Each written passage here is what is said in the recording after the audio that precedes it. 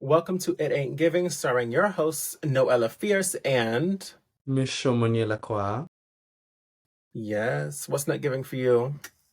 What's not giving? Well, first off, episode 10. We're on episode 10. Yes, congratulations on 10 episodes. Yes. Time What? flew by. Oh, it flew by, baby. It's been a lot of fun, so it's almost like it's Mhm. nothing at this point. But what isn't giving for me is very light this week. I almost couldn't think of anything. It's giving. I feel like gaming developers are getting very, very lazy and money hungry, and I understand we all have to make money at the end of the day, and they give a lot of false promises. And I'm talking about Smite 2 and like Overwatch 2 and just some of the gaming directions they took that overall put a bad taste in my mouth. So like Smite 2 was like, "Oh, we're gonna give you double the amount of gems that you bought in Smite 1." But to turn out in Smite 2, those gems are like basically the free currency, and you need to buy more money and give them more money to get the stuff. So this, I don't know, just make a good game and people will give you money. I don't know. That's it. Very light. Yeah. For me, what's not giving is not being able to, not feeling comfortable enough around family, especially in big events, to be yourself.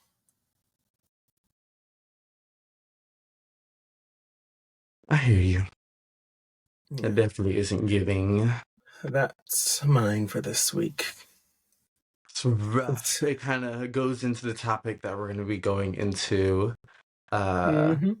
there's a beauty influencer that like I feel like some of us know from like a while ago.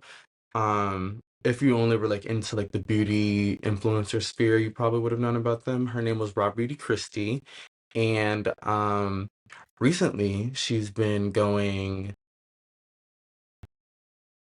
like she's one of those people like she was very unfiltered and gave unedited opinions on a lot of reviews. So a lot of people went to her as like that alternative girl that wasn't afraid to like say what everybody was thinking about a product. Um, and like not just get paid to just say something nice when it actually is a trash product.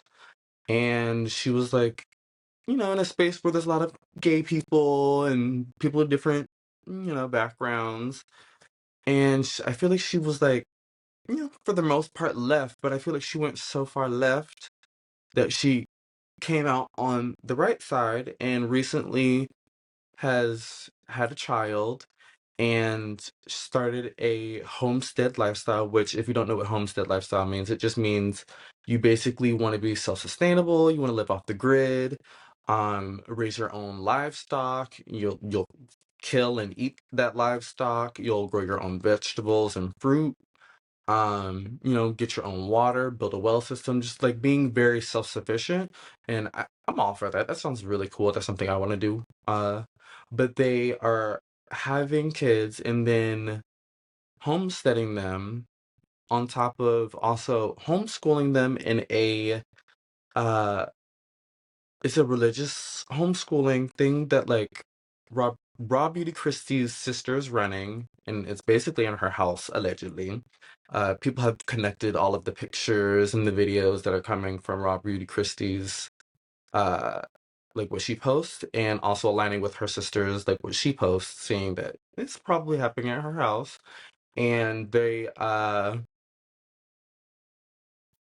pushing a lot of religious cult like behaviors onto these children, and they're also like sheltering them and like secluding them away from all of society, and it's like very, very spooky to do to any human being, and kind of like secluding them from everybody and then giving them this one thing and brainwashing them that it's just this is how it is, and how it could possibly you raise a child that is going to deal with lifetime trauma, and how that child, you never know if that child would be queer or not. And they're like had like some protests with a little group, and there's like little kids holding signs talking about some like don't touch our kids, like with the sentiment of like they're talking about gay people, like we're not going to be dense and like try to mince their words and be like, oh, maybe they're like talking about just pedophilia. No, they're talking about gay people and they're trying to mix it with grooming and pedophilia. Like, it's just one and the same. Let's not be dense about it. And that's what she's basically pushing onto her children. And I think it's very scary and cult-like. And Noella can talk about more about her religious upbringing if she would like to. Yeah, when you told me about it, it really reminded me of growing up, like surrounded by a lot of religion, a lot of forced religion, because we went to church every Sunday, and then also every Wednesday we did this Christian like group called Awana, where it's for like children, basically indoctrinating children every Wednesday night, Mm, um, where you have to like go there, you learn verses, you do like worksheets all about Christianity and Bible shit, exactly. and Bible camp type shit. basically Bible camp every Wednesday, and going to um, basically like the children's versions of church because they had like a separate like youth pastor that would preach to us, the youth, when we went to church every Sunday, and then on Awana you would learn from like people, just regular Mm, Christians that would teach you about the Bible and stuff. And I just feel like growing up in that environment really led me to be the quiet, centered person that I am. very Very demure. reserved. Very It's demure. demure, but it's Mm-hmm. also kind of repressed. Like I Very. don't really show my full personality a lot of the time, and I feel like that has a direct connotation as to my upbringing. Simply because in those spaces, I really didn't feel comfortable being myself, really ever. And while I did hold space for those people in my heart, like as a younger person, I did love them. Growing up, you realize kind of how messed up organized religion is in general. And while those people might be good people, I don't think it's good to indoctrinate children into your religion at all. Mm-hmm. Um, I don't think children need to be in church. Yeah, I do So just, agree. I hear. especially as a queer person, it Yes. was very detrimental. But Yes. yeah, up until I was like 18, fresh 18, I was in church every week of my entire life and doing Awana for my entire childhood. Mm-hmm. And every summer, we would go to the summer camp, which was also a whole thing where that was more fun, more lighthearted. But even then, you would like try to earn points. They would put us in groups. They would like assign colors to each different group, and Mm-hmm. you would like want your team to be the highest scoring, and then you would win prizes at the end of the week based on like how many verses you guys learn, how many. It was a lot. It's really hard to explain because a lot of this stuff I've learned to block out of my head, you know. But yeah, I was just I talking can't about it. believe you had the upbringing now. It was just like when you told me it, I was like, oh my Yeah, god. I was like, yeah, God. you would never guess, would you? I was like, oh my god.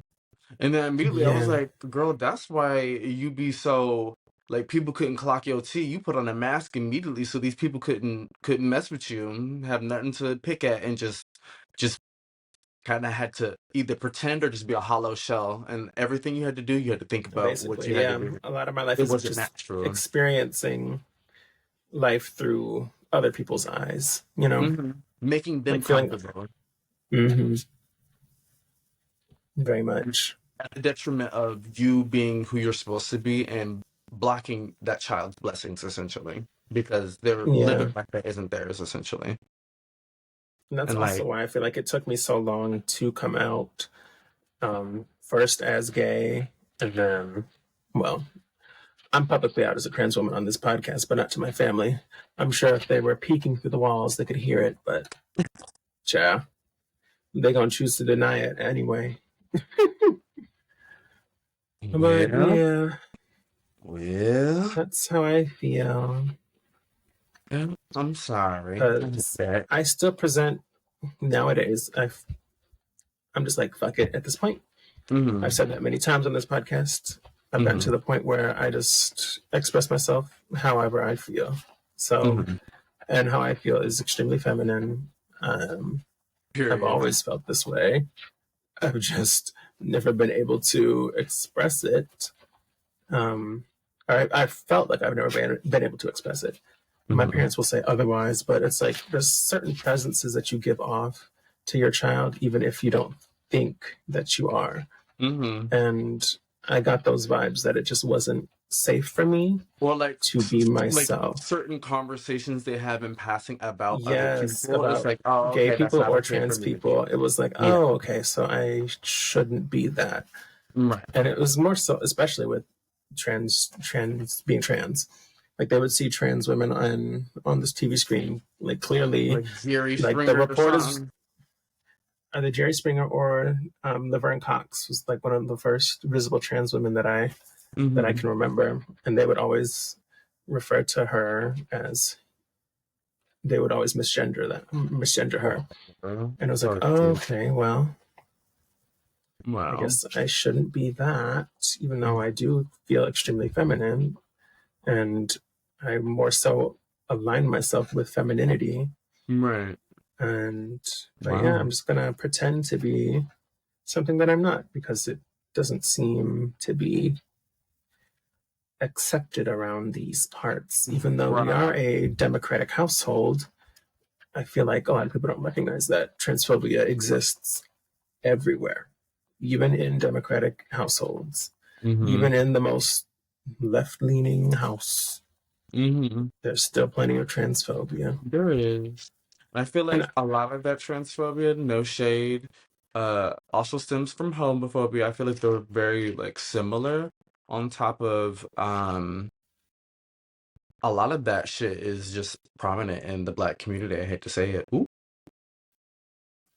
Both homophobia and transphobia. And I feel like just recently they starting to wrap their head around the homophobia and like they still sit back on the transness. So oh, absolutely.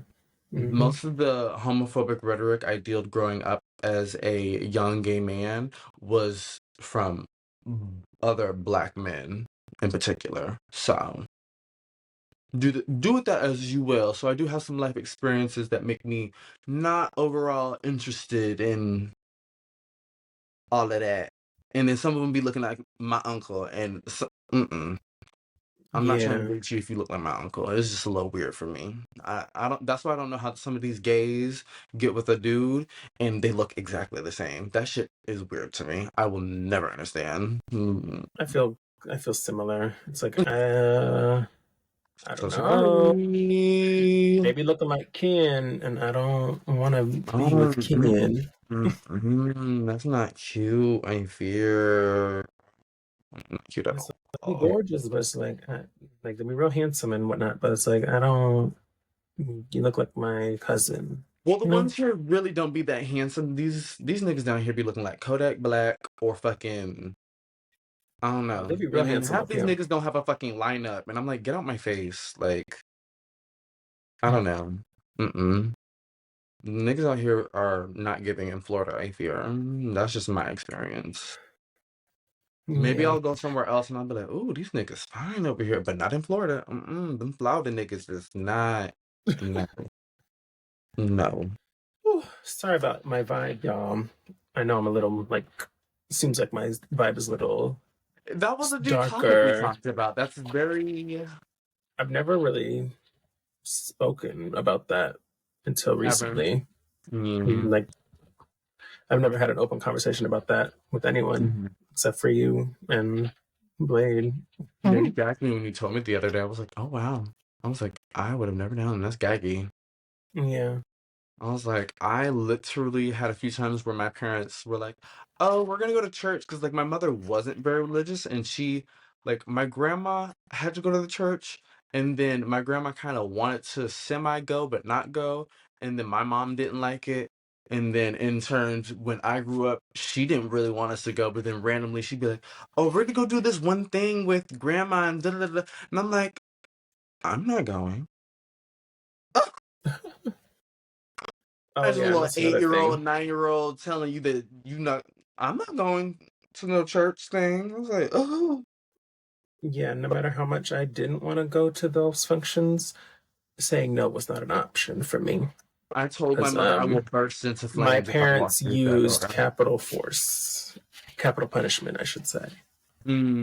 You know, Do with I that I what you just told will. my mother that I would burst into flames, and that was just my way of just saying I will act out, and you don't want me to act out in front of these white people because you don't want to take me back home and beat my ass, so you might as well just leave me here. I'm like, Hmm. that's what it was. So I got my way a few times. I just very was I steadfast in like advocating for myself on certain things. Like just very much drew the line in the sand. I was like, I'm just not budging on this. I'm so sorry. Like I know this Yeah, isn't that would have anything you want definitely to get been way out. harder for me to do, especially since I grew up in that. Yeah, Like, like your upbringing, like they already in the church like heavily. It's just like hmm it was and plus, generations my of it getting father is less and literally less a strenuous. pastor. Right. My father's dad is literally a pastor. So, The and my generations for me father's, got less, while yours felt like it was like still like prevalent, like yeah, almost direct, almost with your father having a dad that's a pastor. Like so, I kind of got a little privilege in that sense, and I don't know. It's just like I wish more people stop picking and choosing like essentially what they want to like deem as unfit and like the worst sin. Meanwhile, like most of these religions, like you're not even supposed to be eating pork, and baby, they be eating bacon. So I'm just like, we just pick and choose what is like the most, I guess, like what you think is the most wrong in your own head, and then still be able to like like cherry pick and still do this other thing. I don't know. It's the flip floppery of it all, and that kind of yeah, transitions into more politics because what that talking about religion, that's already politics. Trump and Kamala flip-flopping on uh certain policies. yeah, for me with Kamala, she was at first she wasn't really advocating for us to be as harsh on people crossing the border, and that it should be like a civil matter. um and then all of a sudden it's the flip of like full force, like we need to be getting these criminals. And I was like, whoa, why are we all of a sudden like almost advocating for like we're conservatives, like all of a sudden. I was like, oh. And then Trump flip-flopping on like how he was so happy about the Roe versus Wade being overturned and it being like a 6-week abortion ban. And he was like, I'm the reason, like just gloating essentially because he was the reason why it got overturned because he appointed a conservative Supreme Court justice and they ended up having a majority and that's when it was overturned. So, but then to just go back and be like, actually, I think it should be longer than 6 weeks. I think 6 weeks is too short, and like trying to like add like appease those moderate leftists, and then Kamala's like trying to appease those moderate like right side people, and it's just like if you're gonna be like that, stick like that. I don't like the flip floppery at all, and I also hate when Kamala talks about fucking a ceasefire, and then everybody start clapping like something happened, and nothing has been done. Bitch still Hmm. dying. Yeah. Like I feel like people hear ceasefire and they're like, nothing happens. And then nothing happens for months and months and months and months, and the genocide continues to happen for months and months and months, and Israel gets to bomb more people for months and months and months. They get to kill children and women for months and months. It just, when is enough I going feel to be like they enough? say they want a ceasefire, but they really like she don't really want a ceasefire. I feel like that's what they. Neither side wants to see, like, girl. They just say these trigger words to try to garner more votes come time Yeah, November, and then once either one of them takes office, they gon' I feel like neither of them up. are going to do anything. No shade. Ooh. Yeah, And that's the unfortunate part. And that's like the tricky thing with this election and just voting in general, because I don't necessarily want to vote for somebody that's not like pro Palestine and like, you know, free Gaza and free Palestine. But it's like I also have to vote for my own self interest as a trans woman in this country. And I know Mhm. that my vote for, if I were to vote for he who shall not be named, I would essentially be taking my own damn rights away in this goddamn country. Mhm. So that's And like, other women, we're not the only women that would be affected. Like other women have already been affected with Roe versus Wade being overturned. So it's like it's more than mm-hmm. trans women, it's more than cis women. I'm like a lot is on the line for I feel like women in general, and Oh yeah, I feel like the people that are riding the hardest for Trump are like broke niggas, white men, like, and they think that like going for the billionaire is gonna all of a sudden line their pockets. yeah. Like when that's really not gonna happen. They think And tax cuts are gonna apply to them, they're and like, that's "Oh, not Trump's the gonna give us case, another child. stimulus check if he gets in office." And I'm like, "Baby, he didn't even want to give you that first one." So Mm-mm. that $1,000 is really getting that vote apparently for some of these men. And oof, I don't know, it's a lot for me. Oof, I don't even Yeah, know. and then back to like the whole flip flopping thing. My whole issue is that you don't actually net gain any new voters by doing that, because Mhm. all you do is lose the more left leaning or right leaning voters Yeah. by being a more moderate, trying to push more conservative Hmm. um, policies as a Democrat. All you Right. do is lose the more leftist, progressive people that were going to put a Right. vote towards you. Then, if you do the same thing, try to be a Which Trump. more moderate conservative, you lose the hard right wing America bitches. Like, so I don't get why they do that and not just like, Mhm. Just stick to it what they just makes know. no sense to me. Stick Just to what stick they to know. what you know. Like, you had so much momentum when you picked up Walls for the campaign. Like, so many people were excited, and now I feel like she's losing steam. Like, she's doing all these things incorrectly that she just should not be doing, and I do fear for the worst this election. But I do hope she pulls it out, child. But she needs to I get her just shit need together. some of these people that don't like to participate in politics and they just like to sit around and complain about politics but not vote to shut the fuck up and go to the polls. That's what I need. Yeah. Expeditiously. Hmm. Because I don't know. Like I feel like you can't speak on the government if you're not gonna participate in politics, like and actually go and vote and use your And use right. your voice. Yeah. Yeah, like I'm very confused by that. And it's like it's okay to like you know, not like either political party, but make a choice, make a discernible decision off either's policies and how they go about in legislation, what they put in act, and what fucking Trump puts in is not very helpful for women, trans women, LGBTQ people, gay people. It's very much taking away everyone's rights and turning us into the 19 fucking 80s, and we don't have rights anymore. Very much we need to go forward and not go back in time and strip people Hmm. of rights. I fear. I fear. I I fear. fear as well. The next topic, do you want to go into the next topic talking about Miss Mariah Carey and her Oh losses? yeah, that was extremely sad, and I feel so bad for her. So over the last weekend, I think on Sunday, um, was it Sunday or it was last? Just within this last 7 days, Mariah Carey's mother and sister both passed away on the same day, and that was just, oh my God, my heart feels so much for her, Mm-hmm. because I know she had quite the troubled past with those two.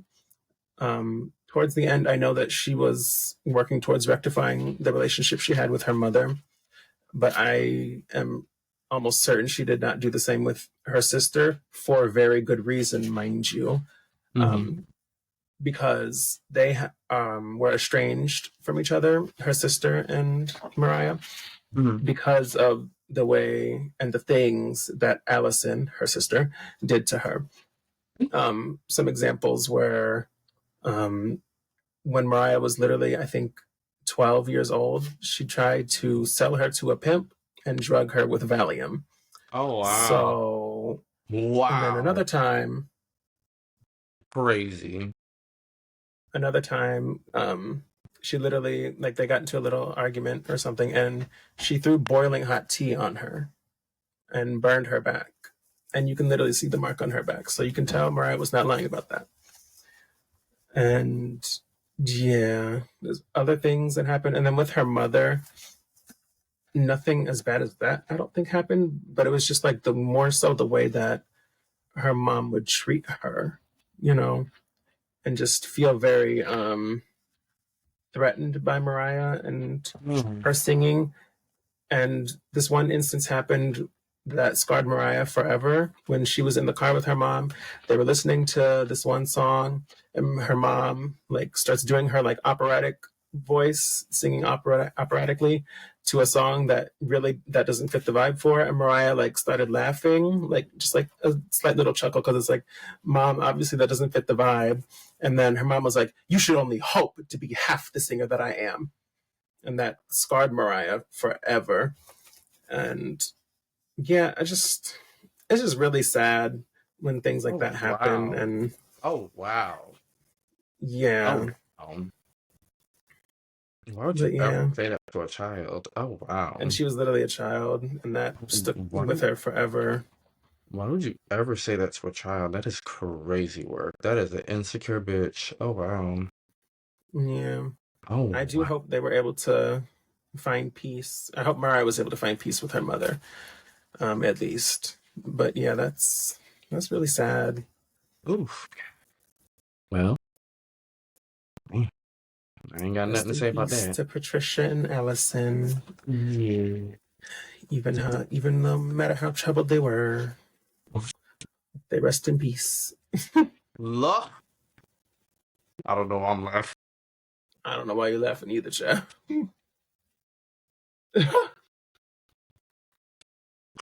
Ooh, bitch, I'm gonna start crying in a Jar, second.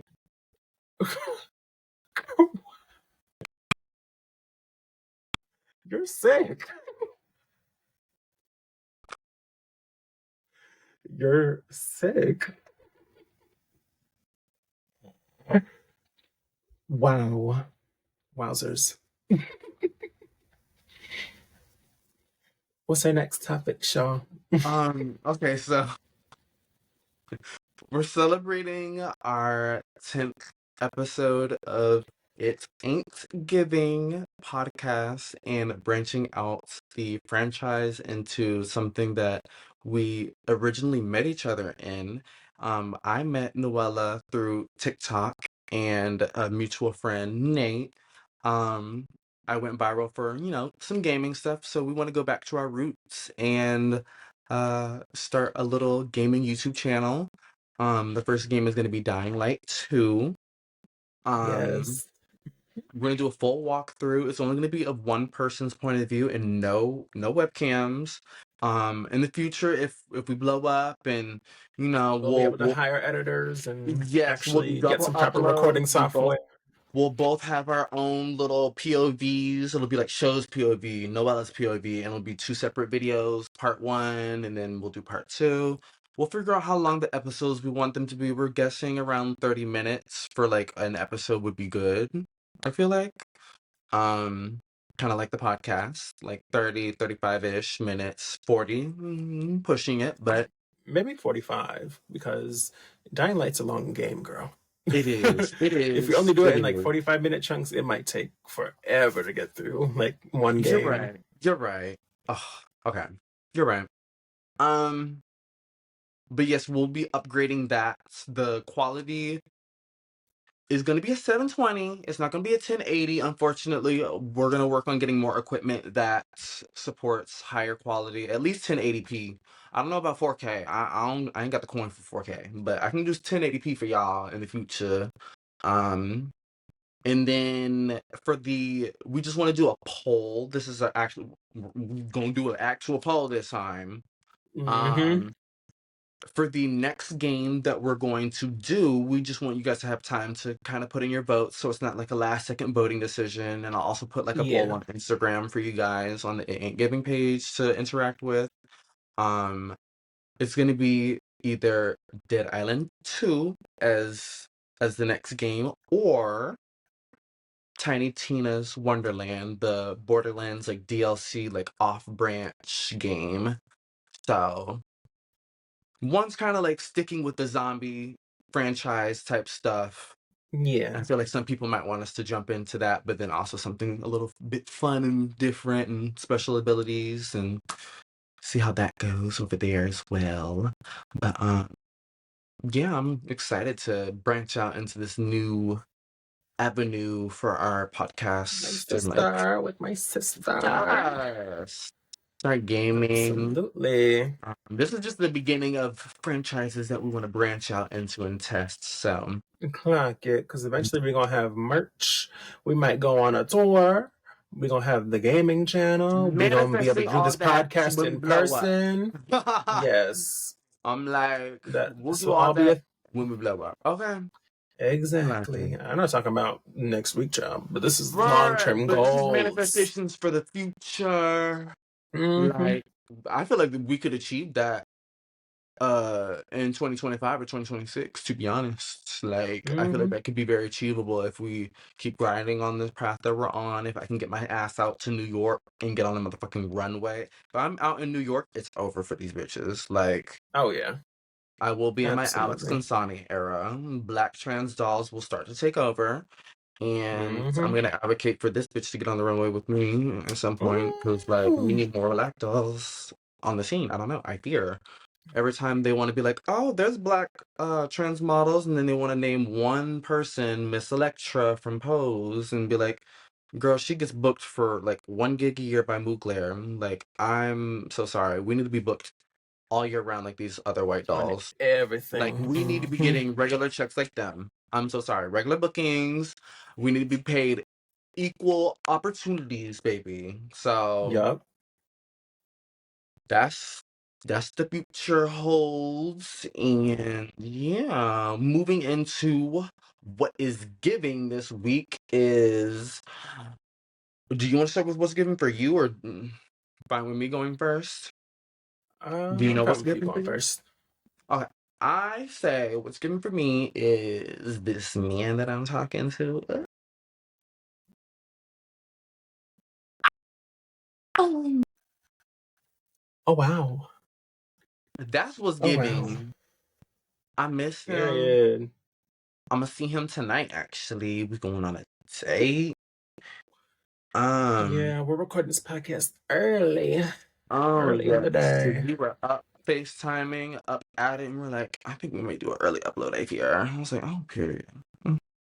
Or early recording. Yup. Only recording, and then she's gonna take her little moment, maybe take a nap, and come back, edit, and do thumbnail. Yeah. Get everything situated for the scheduled uploading tonight at Right, 11 right. p.m. So Yeah.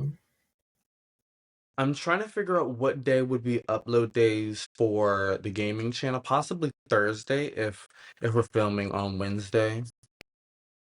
And Mm-hmm. I'll just have it pre-scheduled to upload on Thursday. I feel like would be cute. Yeah. Mm-hmm. So possibly that. Look forward to that. I'm not gonna say it's coming out this week, but if it comes out this week, it's a little treat for y'all. Um, but yeah, what's giving for you, baby? What is giving for me is all of you beautiful people that listen and watch the podcast. Thank you so much Oh, for enduring this journey with us to 10 episodes. I can only hope for 10 times infinity more with y'all, um, because I love doing this so much. Um, I don't know why I didn't start doing this sooner, but yeah. everything happens for a reason, because I would not have this beautiful chocolate femme to do this podcast with me if things went differently, you know? But yes, thank you Everything guys so happened much for a for reason. watching. Yes, Mm-hmm. everything absolutely happened for a reason. It happened But for a thank you guys so reason. much for watching. It Ain't Giving. I was your host, Noella Fierce, with my beautiful co host. Miss Showman Lacroix. Yes, you can find all our socials. Just go to the link tree chat. All of them Y'all are know where in to find there. us. Y'all know where to I'm find us. at Noella Fear. She's at Show Muniela Qua. The Yup. podcast is at It Ain't Giving on all the relevant social medias. Yes, we'll let you know where to find And It Ain't yeah. Giving easily. That'll be added to the link tree Oh, as and then It well. Ain't Gaming. Yeah, It Also, Ain't all the Gaming. socials are It Ain't Gaming. Yes. So We'll add that just stuff It Ain't Gaming. eventually. Just we don't have all the socials and the stuff set up for it at the moment, but we Yeah. have the accounts, but I nothing have the decorated. accounts.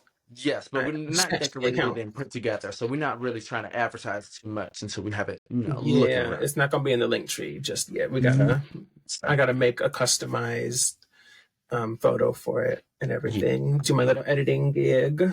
Mhm. But But yeah, thank you yes. guys so much for watching. Love you all.